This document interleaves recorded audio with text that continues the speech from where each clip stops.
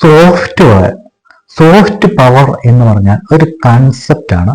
അത് കോയിൻ ചെയ്തിരിക്കുന്ന ആള് Joseph Nile, Harvard university, America Harvard യൂണിവേഴ്സിറ്റിയിലെ ജോസഫ് നൈലാണ് അത് കോയിൻ ചെയ്തിരിക്കുന്നത്. ഇതുകൊണ്ട് ഉദ്ദേശിക്കുന്നത് എന്താണ്?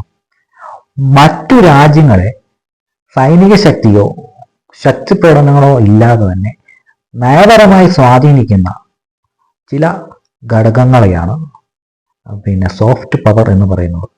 അതൊരു എബിലിറ്റിയാണ്. ആ എബിലിറ്റി എന്ന് പറയുന്നത് മറ്റു രാജ്യങ്ങളുടെ മേൽ സ്വാധീനം ചെലുത്താൻ സഹകരണത്തിലൂടെയും മറ്റും സൈനിക ശക്തി ഉപയോഗിക്കാതെ തന്നെ സ്വാധീനം ചെലുത്തി തൻ്റെ വഴിക്ക് കൊണ്ടുവരാൻ വേണ്ടിയിട്ട് ഒരു രാജ്യത്ത് ഉണ്ടാകുന്ന ശക്തിയാണ് സോഫ്റ്റ് പവർ എന്ന് പറയുന്നത്. സോഫ്റ്റ്വെയർ എന്ന് പറയുന്ന ശക്തി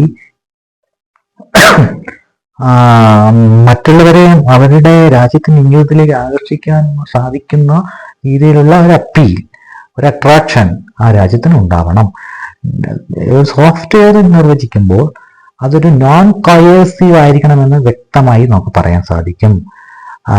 സോഫ്റ്റ്വെയറിന്റെ കറൻസി എന്ന് പറയുന്നത്, സോഫ്റ്റ്വെയറിന്റെ വിനിമയം, സോഫ്റ്റ് പവറിന്റെ വിനിമയം എന്ന് പറയുന്നത് കൾച്ചറാണ്, പൊളിറ്റിക്കൽ വാല്യൂസ് ആണ്, ഫോറിൻ പോളിസീസ് ആണ്.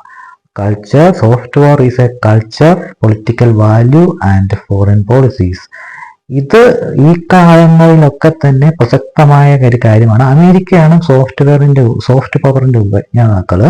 ഈ അമേരിക്കൻ സോഫ്റ്റ് പവർ അവരുടെ ഫോറിൻ പോളിസി, അവരുടെ പൊളിറ്റിക്കൽ വാല്യൂസ് എല്ലാം തന്നെ സ്വാധീനിക്കാറുണ്ട്. അപ്പൊ ആ നിലക്ക് അമേരിക്കൻ സോഫ്റ്റ് പവറിന്റെ ക്രെഡിബിലിറ്റി വളരെ വലുതാണ്.